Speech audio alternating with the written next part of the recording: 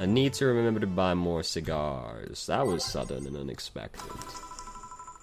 Back, did I miss anything? Unless you count the worst PPV main event fight I've seen all year, not really, no. Alright, going out. I'll have a word with Go-Go outside. He was so hyped for that match, he must be devastated.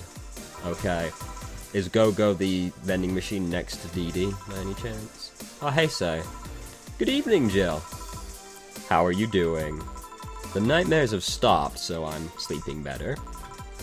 How about your injuries? My bones are healing nicely. My wound's finally closed. The scars itch a bit, though. Well, that's good to hear. Are you by yourself today? Yeah, I'm running a couple of errands by myself today, but I wanted to come here for a while. I also noticed the big guy from last time is outside. Buster? Stella doesn't want me being alone while I'm still healing, so she suggested taking him with me. Ah, I see. What can I get you? A coat, perhaps? So that we can cover these, like, weirdly detailed muscles? Sure. Something cold for say. Alright. I think you'll like this one. Really. So sweet of you. Thanks. So, Stella, I'm not sure if I got that right, because when they say cold, I just assume they mean ice. So, Stella isn't with you today?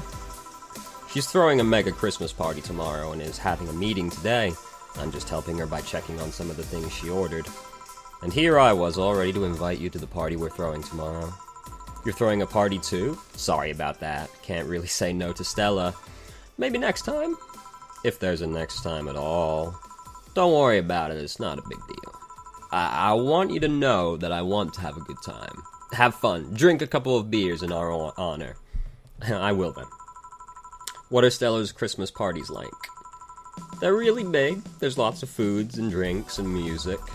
Sometimes there's too much food, though. That's impossible. I don't believe you. So at the end of the party, she lets the staff take home whatever's left.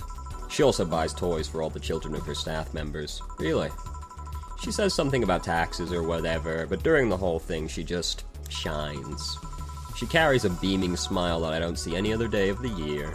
Many of the kids have even started calling her Auntie Ella. Huh.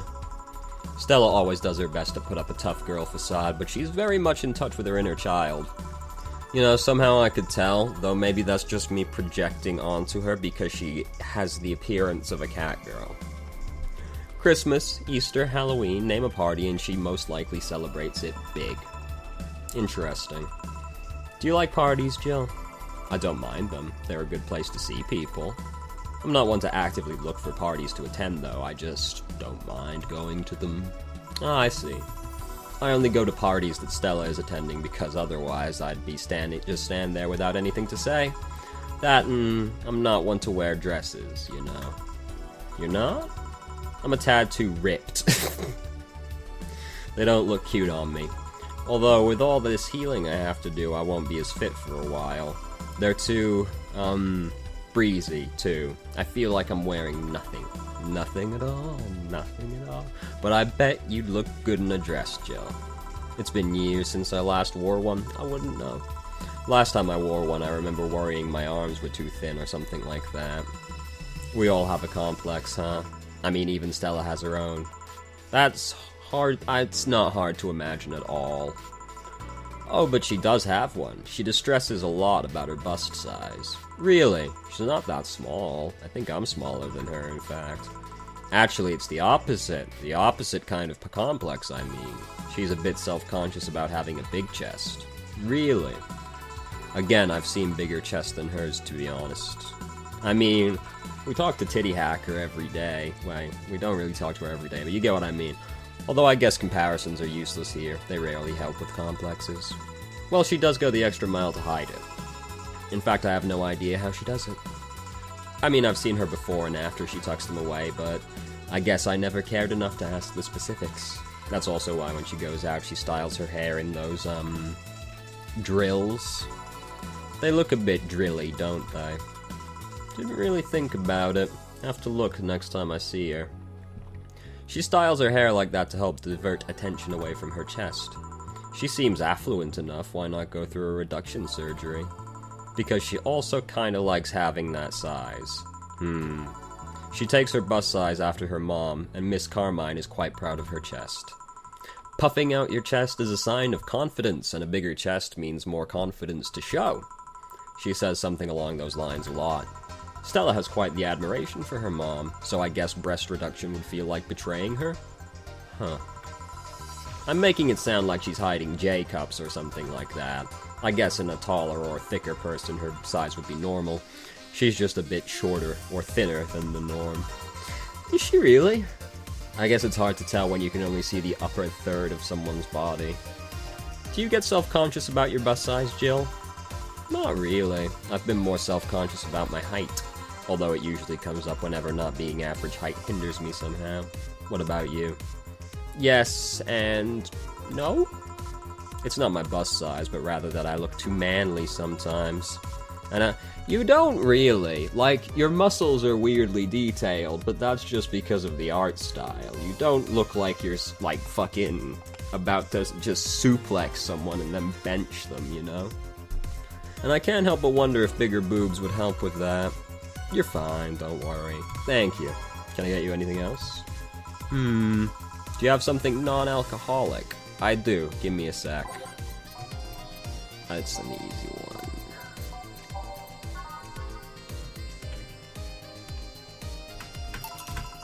Here, thanks. You're not one to drink that much alcohol, are you? It makes me feel sleepy, or at the very least makes my legs go numb. It's an annoying feeling, to be honest. It makes me wonder what's so good about getting drunk. I mean, I'm not above it, but it's not exactly a pleasant feeling. You feel like you're sleepy, even when you're not.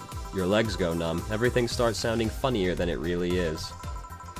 What's so good about not being able to control yourself? That's a good question, honestly. Usually people like feeling numb because that numbness helps them forget their problems. Even if we don't talk about alcohol, there's a portion of people that can't afford food, or who are suffering from some pain that only alleviates when drunk or high. It doesn't really sound really logical on paper, but then again, humans are rarely, if ever, logical creatures. Despair and pain cloud your judgment and make you do stupid things sometimes. Yeah, I've seen that firsthand. This world has an ugly side nobody deserves to be a part of. There's also a matter of addiction, you know? You start just liking the drinks, but then you need more of it, and before you know it, you're hooked. Oh yeah, that too. So tell me, what kind of party are you guys throwing? Nothing fancy, it'll just be me, boss, and a couple of regulars. They'll bring food, we'll chat for a while, and that's it. Man, that sounds so good. At least better than the whole planning madness Stella is throwing right now. If you ever throw something like that again, you let me know, you hear? Sure. Hey, say. Yeah? What do you plan on doing now? I'm gonna check one last errand before heading home. No, I mean, what do you plan on doing with the White Knights disbanded? To be honest, I don't know. I never prepared a plan B because I figured if you can go with a plan B, why not just make it the plan A? I'm not the brightest person, so I never graduated from college or even high school. I could go for a position with the police, but it wouldn't be as thrilling.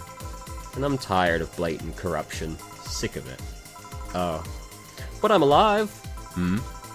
I learned something after that hell in Apollo Trust. Life is not something that you can just throw away easily.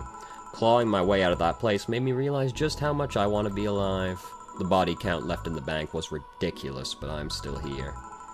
I don't know what I'll do, but I'm alive. I'll figure it out sooner or later. That's nice to know. Well, I gotta go. Bye, Jill. Good luck with the party. Please come again. Welcome to Valhalla. Oh, hi, Mr. Detective. Oh, hey there, girl. Give me a strong drink, won't you? Alright. I don't remember how I had him, what kind of voice I tried to do. I'm bad at voices anyway, so it doesn't really matter. And like most of the characters in this game are women, so I can't even really, like, you know, affect a voice. What was I doing? Yeah, manly. Nope, not that, okay. Here you go. Yes, this'll do. So what brought you here? Nothing special, I was just working on a case and I happened to be in the area. What kind of work? Tracking someone. A gun for hire. What about the girl? Crimson something. I am tracking that girl. Didn't you just get out of that job? I did, but the guy offered a huge amount of money, and well, I just couldn't refuse again. Well, it's your life, not mine. I wonder, though, there has to be more to that whole thing than just acting as middleman to look for some murderer. Say, how safe is this place? Is this a threat? We're protected by the BTC property laws. The walls are soundproof. And I really couldn't give less of a shit about selling info to anyone? Okay then. Wait, soundproof walls, why? Did you see those vending machines outside? They're quite talkative, the bastards. It'd be annoying without those walls. Alright then. Have you heard of Lord Lance Lavender? What a fucking name that is. Nope. He's some big name from Kanye-vania? Alright. His blood apparently has some weird reaction to Glitch City's nanomachines. Once in contact with the air, it does nothing. But if still fresh and touching someone's blood, the nanomachines will initiate a reaction. Essentially, they'll just eat through the other person's body until there's nothing left. They're using him as a guinea pig to see what causes that reaction and if it could be used to fight nanomachine rejection. Huh.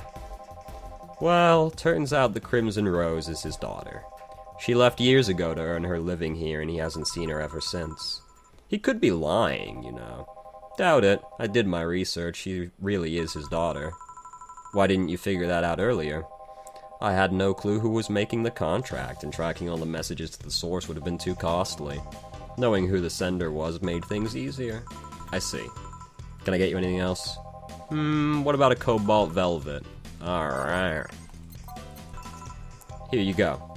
Oh, you actually did it. Were you expecting me to mess up so you didn't have to pay? No.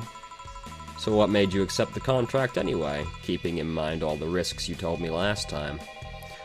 He told me he wanted to see her again one last time, or at the very least deliver her a message. He could have been lying. Yes, people lie, you made your point. Even then, I felt like I couldn't say no. I mean, I know what it's like not to be able to find your daughter. What it's like to be apart from her, not knowing what she's doing, or even if she's alright. You do? I have a daughter. She's about your age. When she was a teen, we had a big fight and she ran away from home. At first, I just waited for her to show up, but then I started getting worried and went out to find her. I couldn't find any trace of her, nobody had seen her. Soon I was worried if something might have happened to her. I guess that's how my tracking skills and list of contracts began to grow. I finally found her taking cover in some dumpster, unconscious from starvation. So yeah, I just couldn't say no to the request of him finding his daughter. But I don't expect you to understand. So how's the search going? I'm very close to finding her. That girl's pretty good at covering her tracks. Compared to her from before the bank incident, though, she seems slower somehow. Either she's let her guard down or something else is happening. What will you do when you find her? I have this letter I'm supposed to deliver to her. I don't know what it says and I don't want to find out. What if she tries to kill you? I might not look like it, but I can take care of myself, bartender. You don't stay so long in this business without picking up a couple of tricks. Like, I look at you and I imagine the tricks that you know are like curling up into a ball and crying. Yeah, I guess you're right. Okay, I better go back to work before our trail goes cold. Please come again. Are you done? Yeah. Okay then, I want you here tomorrow at 8 p.m. No working beforehand, the bar will be closed tomorrow. Come dressed in your absolute best, we're having a party after all. Alright. Where's Gil, by the way? He stored all of our things in his home because of how close it was to the stores. So I told him to go home already and bring the stuff tomorrow. I see. Well, see you tomorrow, boss. Hold on, wait a bit, and I'll go with you. Oh, sure, thanks. I know this small party is what you needed. $300, sure.